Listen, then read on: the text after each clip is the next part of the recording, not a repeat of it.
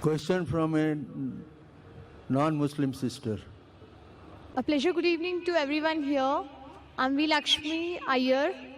So, I'm a Hindu and truly believe in Islam. I believe in Islam because I have got some proof from it.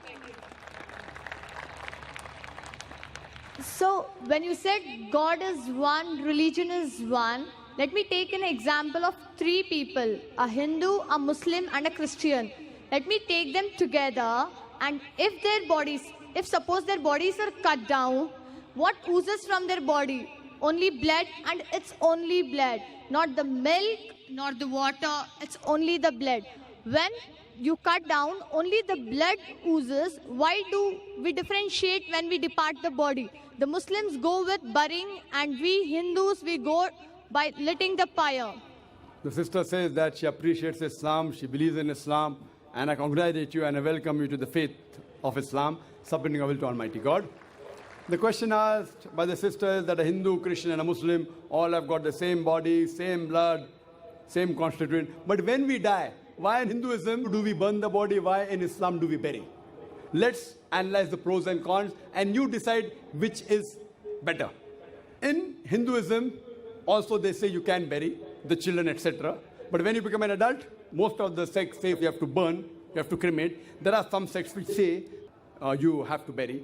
But let's analyze the pros and cons between cremation, that is burning, and burial. If we analyze, in Islam, we have to bury. Why? Because today we have come to know that whatever constituents of the body is there, the earth, the soil, contains the same basic elements of the body in lesser or greater proportion. So from earth we come and to earth we return. Scientific. Comparison, point number one. In cremation, we burn the body, there is pollution. In Islam, when we bury, the land becomes fertile. There's no pollution, there's no burning. Point number two.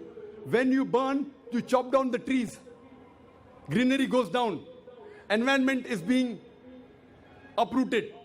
In Islam, when we bury, land becomes fertile, more trees grow. It becomes a manure. No chopping down of the trees. Better for the environment. You know, the government says, don't chop trees. If you don't chop trees, how will you burn the human body? Point number three, it is more expensive.